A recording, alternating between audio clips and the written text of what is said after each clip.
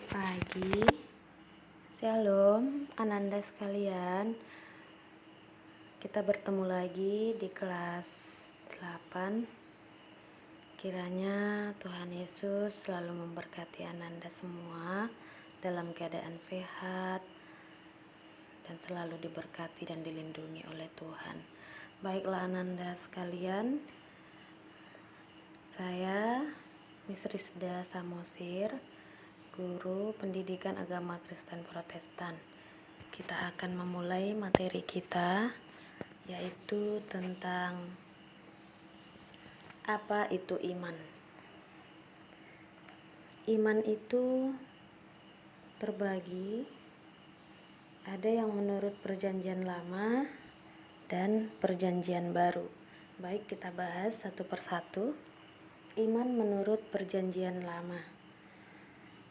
Dalam Perjanjian Lama, kata iman digunakan untuk menggambarkan suatu keadaan ketika seseorang memiliki rasa percaya diri untuk bersandar pada sesuatu atau seseorang yang dapat diandalkan karena dianggap benar. Alkitab Perjanjian Lama asli dituliskan dalam bahasa Ibrani yang kemudian diterjemahkan dalam berbagai bahasa. Ada beberapa kata dalam bahasa Ibrani yang digunakan untuk menjelaskan arti kata iman, yaitu pertama, emunah, artinya kesetiaan dalam kitab Habakuk 2 ayat 4. Kedua, kal, yang berarti menjadi teguh, mapan setia, dianggap teguh, dianggap benar atau percaya. Ketiga, aman, berarti memegang, ini memegang ya nak ya, memegang teguh janji, itu artinya. Yang keempat, batat, digunakan dengan kata depan bet menjadi bet batat yang artinya percaya kepada atau bersandar kepada. 5, ehasa, artinya menyembunyikan diri atau mencari perlindungan kepada orang atau kepada orang yang dipercayai. Iman dalam kitab Perjanjian Lama ini dari bahasa Ibrani ya nak. Mungkin kita akan belajar ketika kita bertemu, karena bahasa Ibrani ini harus dipelajari. Namun artinya ke dalam bahasa Indonesia boleh dipahami. Baik, kita next. Iman dalam Perjanjian Lama tidak menekankan aspek pengetahuan atau pemahaman, tetapi lebih menekankan pada keyakinan dan perasaan atau bersifat rasa percaya. Di mana dalam kitab Habakuk, di mana Nabi Habakuk dilatar belakangi peperangan. Dia seolah-olah merasa Allah membiarkan kekacauan itu terjadi. Tetapi dalam keadaan ini, Nabi Habakuk berusaha mempertahankan imannya kepada janji-janji Allah. Kalimat ini hendak menekankan bahwa iman bukan berdasarkan pada apa yang dilihat secara fisik, tetapi pada apa yang diyakini dalam hati. Sama seperti pohon yang dihubungkan dengan iman pada zaman Perjanjian Lama. Ada pohon ara dan pohon zaitun yang dihubungkan dengan janji-janji Allah tentang kemakmuran dan kesejahteraan. Di sini itu pohon ini menggambarkan upaya menumbuhkan iman bukanlah hal yang mudah, sebab membutuhkan kesabaran dan ketekunan. Iman yang kuat dan kokoh akan menghasilkan buah yang sesuai dengan kehendak Allah. Baik, ini dia pohonnya. Pohon ara yang dihubungkan dengan iman. Ini sebenarnya pohonnya sangat lambat dan ini perlu perawatan selama bertahun-tahun. Terdapat dalam kitab Amsal 27 ayat 18, di mana petani harus sabar merawatnya. Tapi jika dimusnahkan, dapat menjadi malapetaka bagi bangsa itu. Terdapat dalam kitab Habakuk 3 ayat 17. Hasil pohon ara yang banyak adalah simbol perdamaian dengan Allah dan karunia Allah bagi bangsa Israel. Jadi jika pohon ini tidak berbuah, maka itu simbol bahwa ada ketidakdamaian hubungan bangsa itu dengan Allah. Nah, jika pohon itu bertumbuh, berbuah, maka itu adalah simbol perdamaian dan karunia Allah bagi bangsa Israel. Maka pohon ini seperti simbol, dihubungkan dengan simbol dengan iman. Jika pohon itu bertumbuh subur, maka iman bangsa itu mengalami kekuatan dari Tuhan. Nah, kenapa pohon ini sangat dihubungkan dengan iman? Karena pohon ini pada zaman itu adalah pohon yang sangat dihargai oleh bangsa Israel. Oke, yang kedua adalah pohon zaitun. Ini juga pohon yang sangat berharga bagi bangsa Israel karena ini pohon yang dimana menghasilkan dan menguntungkan. Terdapat dalam 1 Samuel 8 ayat 14. Pohon ini tumbuh sangat lambat, sama dengan pohon ara ya nak, tetapi dapat bertahan berabad-abad. Nah, jika pohonnya ditebang, tunas baru dapat tumbuh dari akarnya sehingga bisa muncul 5 pohon baru. Rumpun zaitun ini dapat menjadi sumber minyak, tempat berteduh dan tempat berdoa. Terdapat dalam Lukas 22 ayat 39. Bisa digunakan untuk kecantikan minyak zaitunnya, namun pada saat zaman itu digunakan sebagai minyak urapan yang melambangkan kekuasaan. Kekuatan dan kegunaan pohon zaitun adalah simbol orang benar yang ideal. Terdapat dalam Mazmur 52 ayat 8 dan Hosea 14 ayat 6. Pohon zaitun juga melambangkan keberhasilan nak, mencakup kelimpahan di mana Allah menyediakan segala sesuatu untuk keperluan manusia. Nah, pertumbuhan dan kekuatan iman dihubungkan dengan pohon ara dan pohon zaitun. Hal itu hendak menggambarkan bahwa upaya menumbuhkan iman bukanlah hal yang mudah sebab membutuhkan kesabaran dan ketekunan. Iman yang kokoh dan kuat akan menghasilkan buah sesuai kehendak Allah. Nabi Habakuk menegaskan bahwa sekalipun pohon ara tidak berbuah dan pohon zaitun tidak menghasilkan, hal itu tidak akan menggoyahkan imannya kepada Allah. Nabi Habakuk menyatakan bahwa imannya bertumbuh hanya kepada Allah. Itulah iman. Baiklah, Nanda sekalian, kita lanjut. Iman menurut Perjanjian Baru. Perjanjian Baru itu menggunakan bahasa asli, yaitu bahasa Yunani. Kata iman dalam bahasa Yunani merupakan kata sifat. Kata kerjanya adalah percaya. Kata ini menggambarkan antara manusia atau umat atau seseorang dengan Allah yang dipercayainya. Di sini digunakan kata pistis, ini adalah bahasa Yunani ya nak, untuk kata iman. Dan kata percaya diterjemahkan dari pisteuo. Nah, kedua ini mengandung makna. Ada 4 makna. Percaya dan menerima suatu kebenaran.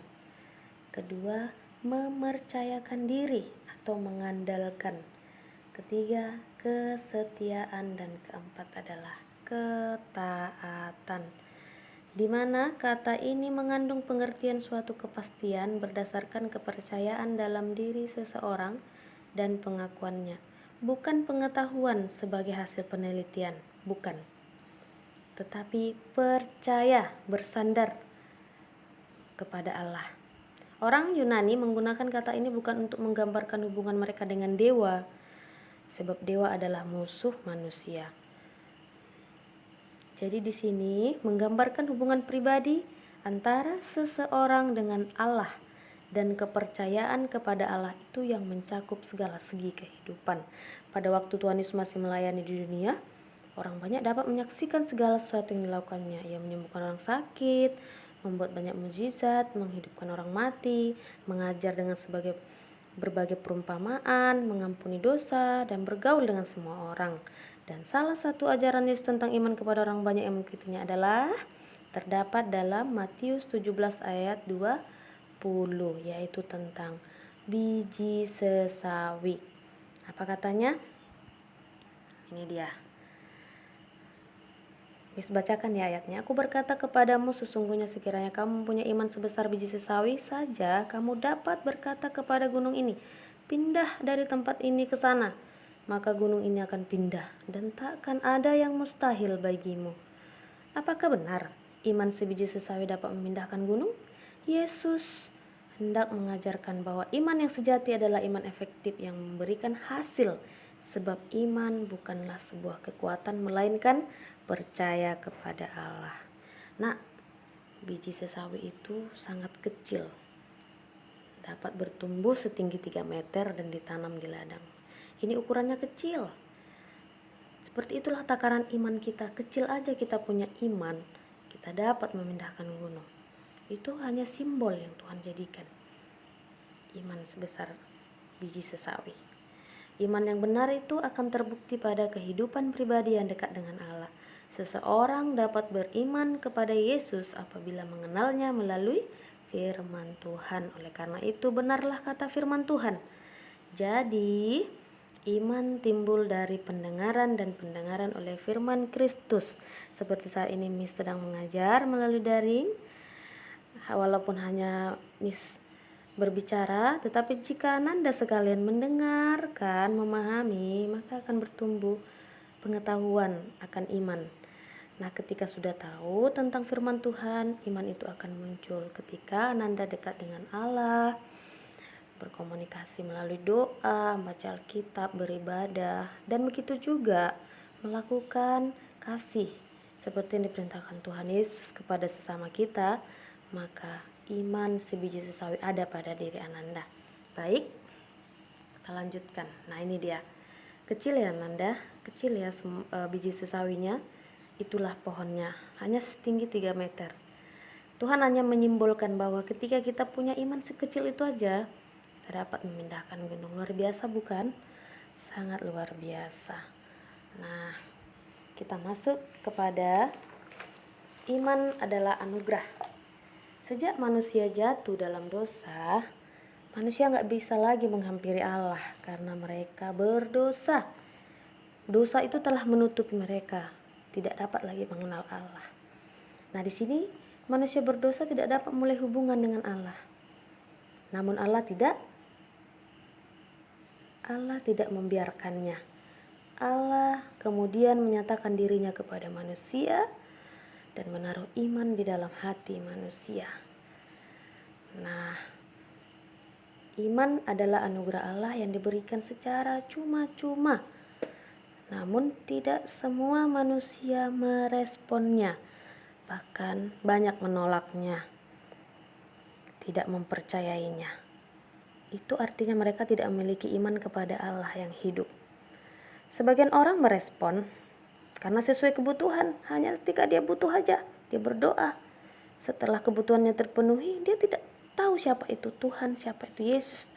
Itu tandanya dia tidak beriman. Nah, di sini kasih karunia, yaitu iman yang diberikan Tuhan kepada kita itu melalui kasih hikmat-Nya, agar kita dapat melakukan kehendak Allah. Karena iman itu adalah sesuatu yang tidak terjangkau oleh pikiran manusia yang berdosa. Dan manusia yang tidak dapat memiliki iman tidak akan mengetahuinya. Iman diberikan Allah, namun membutuhkan respon manusia terhadap pemberian Allah tersebut. Pertumbuhan iman sangat tergantung pada hubungan pribadi seseorang dengan Allah, karena iman hanya akan bertumbuh dalam pengenalan akan Allah dan kesetiaan menaati ajarannya. Dan iman itu diberikan melalui Roh Kudus di dalam diri seseorang, bukan dihasilkan dari sebuah pikiran manusia berdosa, bukan nak. Jadi iman adalah karya Allah di dalam hati orang yang mau percaya kepadanya. Itu adalah iman. Iman adalah anugerah. Ini salah tulis ya nak, imam bukan imam tapi iman. Baik, next. Iman itu dinamis. Iman yang dianugerahkan Allah kepada manusia bersifat dinamis, yaitu aktif, hidup, dan ada respon, bertumbuh terus-menerus melalui relasi pribadi yang baik dan harmonis dengan Allah. Contohnya melalui doa, membaca Alkitab, bersekutu dengan Allah. Nah, selain dengan Allah juga, kita juga mentaati ajarannya, mengasihi sesama kita, membangun relasi sosial dengan kita, bersekutu. Nah, berbuat baik itu adalah ucapan syukur kita kepada Allah.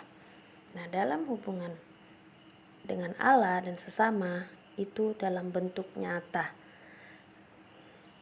Baiklah, ananda sekalian, ketika kita hidup bergantung kepada Allah, itu sebabnya dikatakan iman itu dinamis, karena iman yang sejati adalah iman yang terus-menerus bertumbuh karena kehidupan yang taat dan dekat kepada Allah. Baik, terima kasih. Tuhan Yesus memberkati. Inilah materi kita. Mohon ananda sekalian dipahami, dimengerti, supaya kita sama-sama belajar tentang iman. Baik, kiranya Tuhan Yesus memberkati, jaga kesehatan dan selalu berdoa. Andalkan Tuhan. Shalom.